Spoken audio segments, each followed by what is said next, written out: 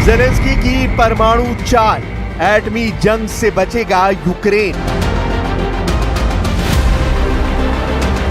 पिछले 32 घंटे में रूस यूक्रेन जंग में कुछ ऐसा हुआ है जिसने रूस को मजबूर कर दिया है कि वो परमाणु जंग करे। हैरानी की बात तो यह है कि राष्ट्रपति ज़ेलेंस्की भी चाहते हैं कि रूस ऐसी एटमी जंग शुरू करे कि मजबूरी में यूक्रेन को बचाने के लिए अमेरिका, ब्रिटेन, फ्रांस, जर्मनी समेत नेटो के सभी 32 देशों को रूस के खिलाफ मोर्चा खोलना पड़े। जानकारों के दावों के मुताबिक यूक्रेनी सेना ने जानबूझकर रूस के परमाणु ठिकानों और एटमी फैसिलिटी पर मिसाइल और ड्रोन से हमले किए हैं। यूक्रेन अच्छी तरह से जानता है कि पुतिन का रूस यूक्रेन के हर तरह के हमले बर्दाश्त कर सकता है, लेकिन अपने परमाणु ठिकानों पर यूक्रेन के हवाई हमलों को रत्ती भर बर्दाश्त नहीं करेगा।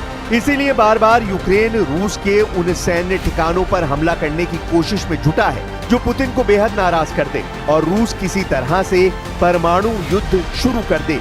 अगर ऐसा होता है तो ये निश्चित है कि रूस के खिलाफ पश्चिमी देश, नेटो और अमेरिका सीधी जंग में कूद पड़ेंगे।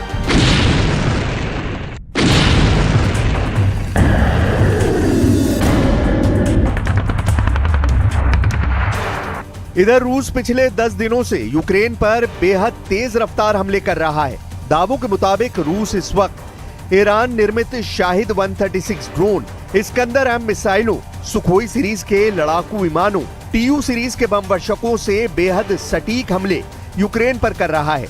यूक्रेन का दावा है कि रूस ने नए इलाकों को इसलिए निशाना बनाना शुरू कर दिया है ताकि यूक्रेन की अग्रिम सुरक्षा पंक्ति को तोड़ा और भटकाया जा सके। और कुछ खबरों में तो दावा किया गया है कि पुतिन के आदेश पर रूसी सेना की छोटी छोटी टीमों को यूक्रेन पर हमला करने के लिए भेजा गया है। 4 और 2 पहियों वाली बाइकों से रूसी सेना यूक्रेन के नए इलाकों में तेजी से हमले कर रही है, जिसकी वजह से यूक्रेन के सामने समस्या ये हो गई है कि रूसी सैनिकों की छोटी हमलावर टीमों को मारने में बहुत ज्यादा हथियार और सैनिकों की जरूरत पड़ रही है। रूस की इसी खूनी रणनीति को देखते हुए अमेरिका और फ्रांस ही रूस से सीधी जंग की तैयारी में जुट चुके हैं और इसीलिए अमेरिका ने ऐलान कर दिया है कि हमने यूक्रेन को हथियार सप्लाई शुरू कर दी है, जिसे रोका गया था।